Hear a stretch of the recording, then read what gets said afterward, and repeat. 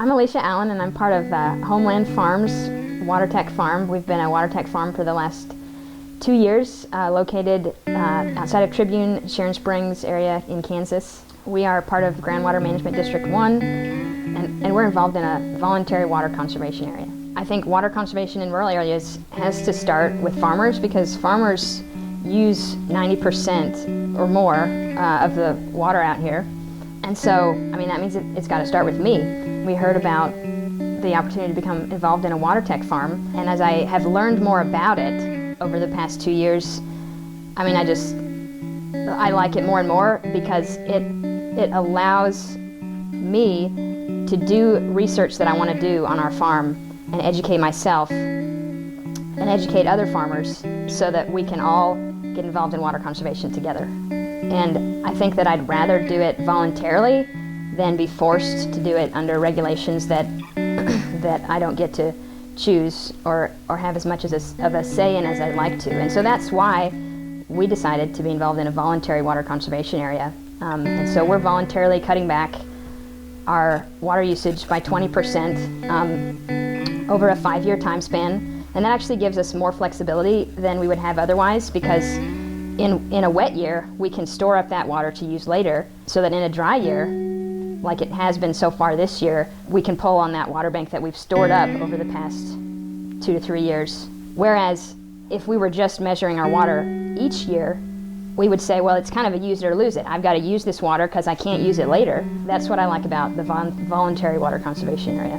So we've found that even with cutting back our use 20%, we're still able to yield just as well as we ever have. It's all about the little things. Find those little things that we can latch onto and say, let's tweak this a little bit, and this will be a small percentage, but if we can find a few things like that, it adds up to 15, 20, 30%, and that makes a big difference in the long run.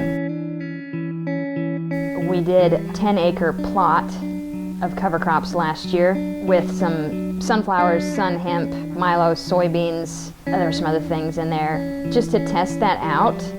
To us, cover crops, I think our main goal, and I think that goes a long ways in being able to conserve water. And so that's why this year we're planning on doing 360 acres of cover crops. And one of our main goals with that, I mean, along with just having cover, was to increase water infiltration. And so we've got a moisture probe in the cover crop area. We've got a moisture probe outside of it to test, what the difference is there. And so we hope to learn more about that this coming year.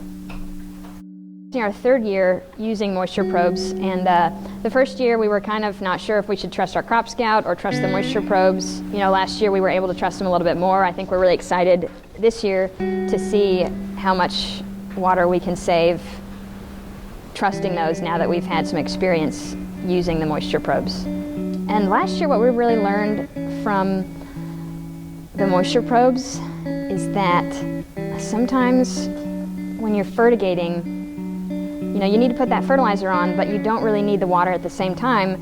You're trying to use a water application tool as a fertilizing tool, and it kind of just doesn't work out.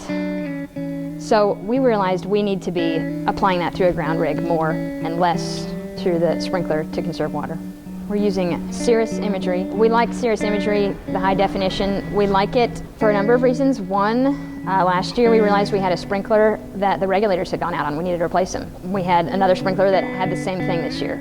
There was just uneven watering across the towers, and so we realized we've got to replace these regulators to get efficient and effective water out of these sprinklers.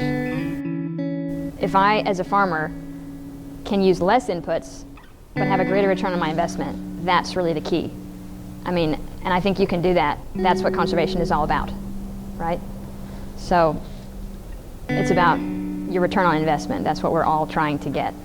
And I think that's really one of our main goals with being part of the Water Tech Farm and the water conservation area, is figuring out all these different pieces, all these puzzle pieces that all fit together, whether it's water or fertilizer or seed or cover crops, just figuring out, finding the sweet spot from year to year, being able to conserve, protect the environment, and provide a way of life.